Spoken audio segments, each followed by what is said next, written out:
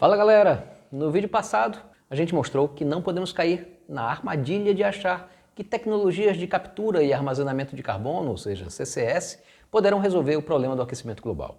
A gente mostrou inclusive a hipocrisia de bilionários como Elon Musk e de corporações como a Exxon e a Shell, que prometem investir em captura de carbono ao mesmo tempo em que expandem suas operações de extração de petróleo, gás e carvão. Mas ainda mais perigoso do que nos deixarmos enganar que tecnologias de CCS ou BSCS irão salvar o clima sem um enorme esforço de descarbonização que nos livre dos combustíveis fósseis, é apostar na chamada geoengenharia. O que significa geoengenharia e por que ela é uma terrível ideia é o assunto do vídeo de hoje. Bem-vindos à segunda parte de Bilionários Salvando o Planeta, só que não na série Fumaça de Epidemia, aqui no nosso canal. O que você faria se soubesse o que eu sei? Bora lá?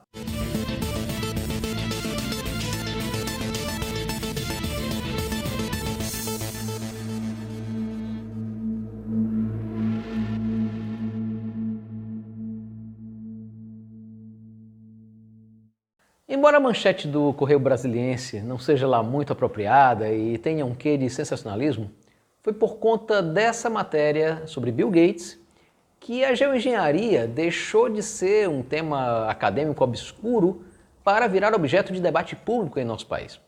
Para quem não é familiar com o termo, geoengenharia é o nome dado a propostas de alterações planejadas, intencionais, em escala planetária no sistema Terra. Há também quem propõe usar o termo intervenção climática, pois as ações estão mais para uma intervenção no sistema do que para uma obra planejada do começo ao fim. Pelo menos em tese, a ideia da geoengenharia é compensar os efeitos deletérios das alterações antrópicas inadvertidas, ou seja, não intencionais, em especial o aquecimento causado pelas emissões de CO2 e demais gases de efeito estufa. Embora pensando bem, com mais de 4 décadas emitindo CO2 e sabendo do problema que isso iria causar, é generosidade demais dizer que é sem intenção, né? Tá mais para sem querer querendo.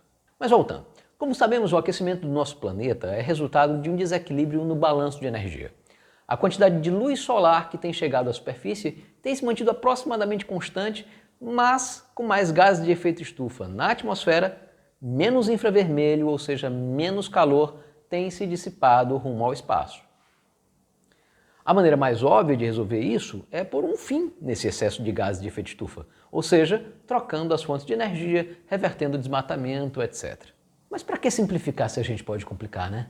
Pois é, ao invés de reduzir o efeito estufa, boa parte das propostas de geoengenharia, incluindo a do projeto apoiado por Bill Gates, se propõe a restabelecer o balanço de energia, reduzindo a quantidade de energia solar que chega no nosso planeta, ao invés de permitir que o infravermelho, ou seja, o calor do planeta, volte a ser emanado para o espaço.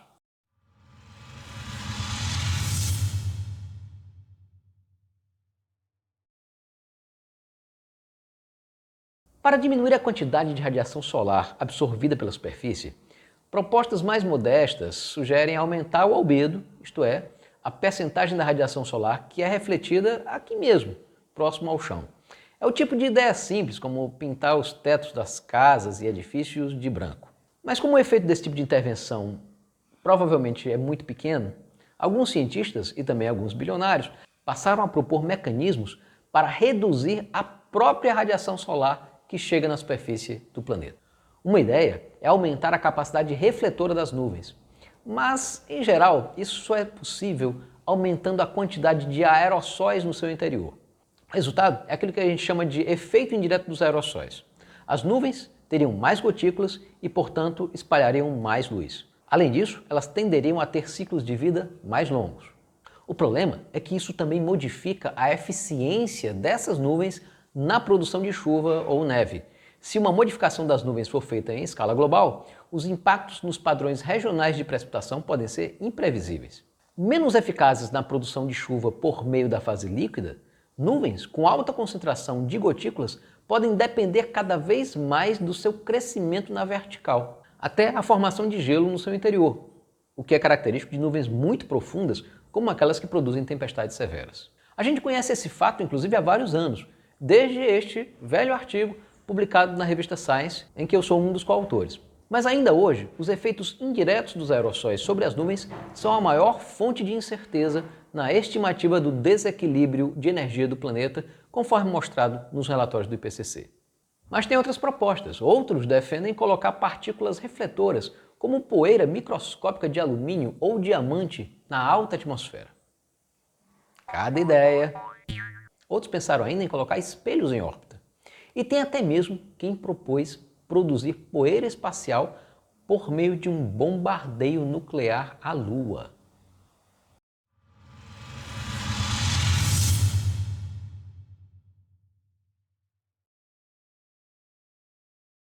Já o chamado Experimento de Perturbação Estratosférica Controlada, ou SCOPEX, da sigla em inglês, propõe testar algo que não é tão lunático, mas, como iremos mostrar, que também é perigoso. A ideia é levar um balão até a estratosfera para espalhar minúsculas partículas de aerossol. Essas partículas iriam bloquear parte da radiação solar em torno do local do experimento e os cientistas iriam fazer várias medidas para verificar a eficácia do processo, se haveria algum impacto na química da estratosfera, etc. Alguém pode dizer, é só um teste, qual é o problema? O problema é que a gente já tem evidências de sobra do estrago que a chamada geoengenharia solar pode fazer. A ideia de geoengenharia solar ou gerenciamento de radiação solar, do inglês Solar Radiation Management, por meio da ingestão de aerossóis na estratosfera, é baseada no mesmo processo pelos quais os vulcões produzem um resfriamento temporário no planeta. Não é todo vulcão, são justamente aqueles raros casos de erupções explosivas em que poeira e gases são lançados no ar de maneira muito violenta, ao ponto de parte do material chegar a 30 ou 40 km de altitude.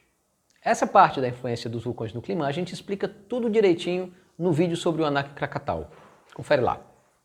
Basicamente, no caso dos vulcões, são aerossóis à base de enxofre, incluindo minúsculos cristalzinhos de sais de sulfato e gotículas de ácido sulfúrico, que, lançados nos trópicos, chegam lá na estratosfera e se espalham. Nessa camada, eles permanecem por vários meses e até anos, e como refletem parte da radiação solar, o efeito global, após uma grande erupção, como a do vulcão Pinatubo, é de resfriamento da ordem de alguns décimos de grau. O primeiro problema aí é de ordem química. Os aerossóis de sulfato agem como catalisadores da destruição do ozônio estratosférico. É um processo de química de superfície em que esses aerossóis tornam os radicais de cloro mais ativos. Em virtude desse efeito bem conhecido, a ideia de usar aerossóis de sulfato para imitar o efeito de vulcões foi sendo deixada de lado pelos defensores da geoengenharia solar. Após anos de uma longa e difícil recuperação após o protocolo de Montreal que baniu os CFCs, arranjar outro jeito de ferrar com a camada de ozônio é tudo que a gente não precisa, né? Então, por conta disso, o SCOPEX testaria outro candidato para a geoengenharia, aerossóis de carbonato, que não provocariam, a princípio, esse dano na camada de ozônio. Além disso, o carbonato é algo abundante, especialmente na forma de calcita, e seria fácil e barato produzir o material. Mas aí vem uma questão que está para além da composição química desses aerossóis. Tem a ver com a sua microfísica. Qualquer que seja o material, a gente sabe que por colisão, essas pequenas partículas elas tendem a se coagular. E aí qual o efeito? Primeiro, partículas resultantes dessa coagulação têm menos capacidade refletora do que as partículas menores que lhes deram origem, por conta da relação área-volume. Segundo, partículas maiores vão começar a sedimentar, a cair. Em algum momento elas vão sair da estratosfera e vão chegar na troposfera. Isso, por si só, já significaria uma queda no rendimento do processo. Mas há referências que mostram que partículas de carbonato podem servir como aquilo que a gente chama de núcleo de gelo, ou seja, quando essas partículas começassem a chegar na troposfera, poderiam ajudar a formar nuvens cirros. E aí, os cirros, como a gente mostrou na aula 2 do nosso curso sobre emergência climática, têm uma peculiaridade. Elas contribuem com o efeito estufa, ou seja, elas produzem aquecimento. Daí, a eficiência da geoengenharia solar usando aerossóis de carbonato provavelmente seria menor ainda do que se imaginasse. Obviamente, alguém poderia argumentar que, nesse caso, bastaria usar bastante calcita que o negócio iria funcionar de qualquer jeito. Ou seja, Uma vez resolvidas as questões de eficiência, os impactos na camada de ozônio, custos e demais aspectos operacionais, será que a geoengenharia solar, usando material abundante, barato, não tóxico, não seria, enfim, a saída para consertar o clima da Terra?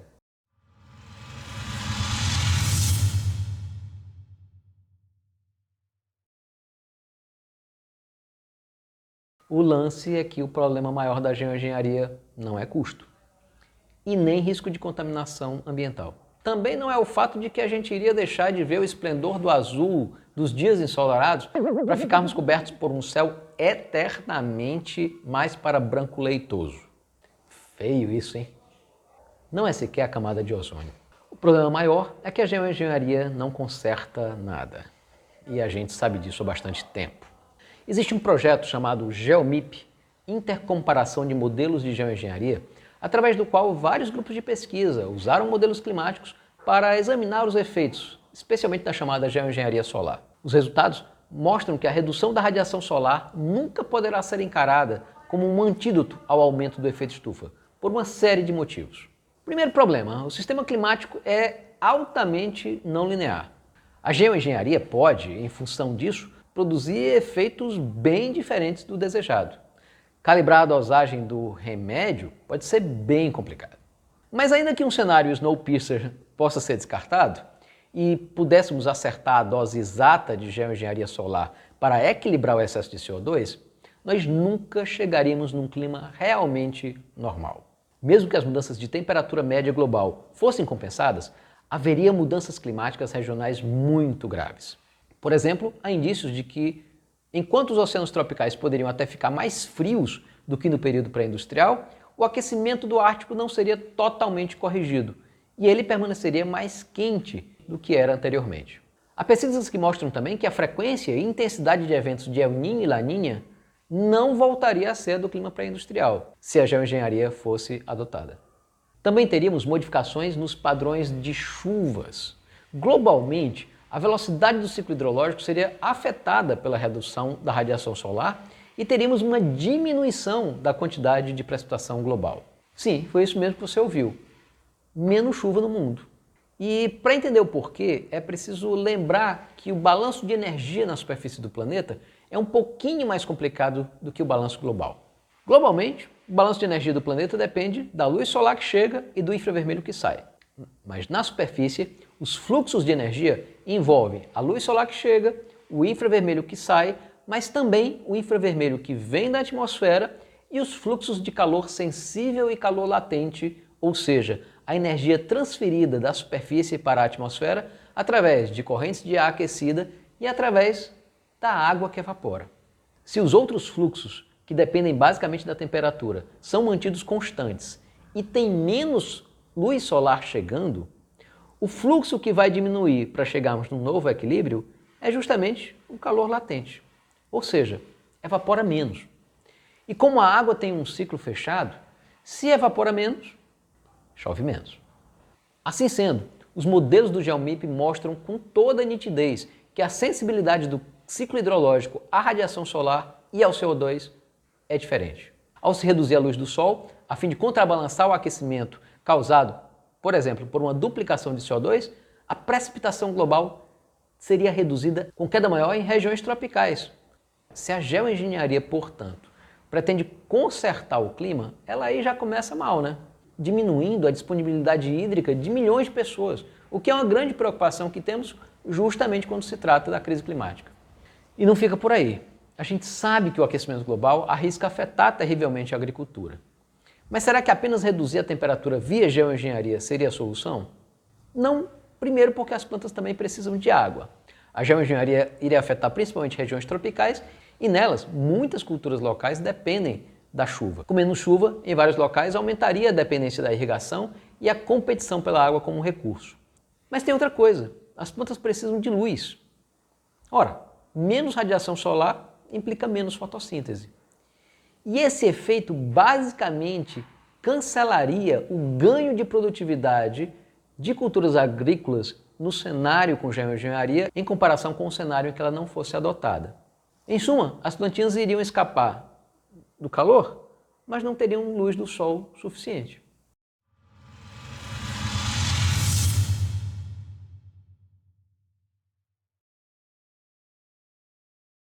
Outra questão fundamental é que o excesso de CO2 na atmosfera não apenas aquece o planeta, ele também acidifica os oceanos.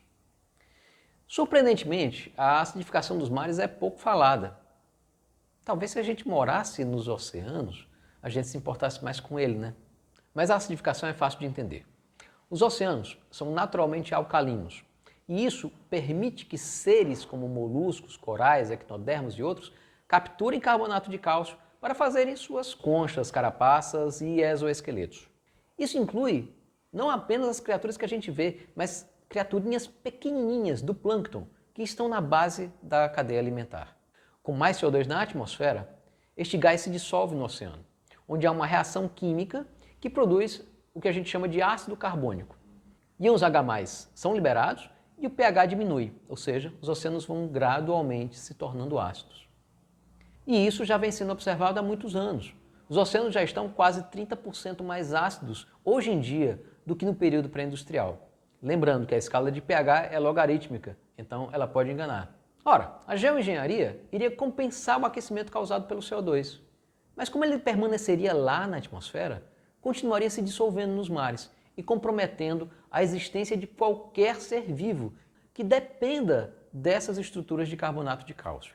Na verdade, a geoengenharia não apenas não resolveria a questão da acidificação, como deixaria tudo ainda pior, mostrando que, na verdade, se trata de uma gigantesca geogambiarra.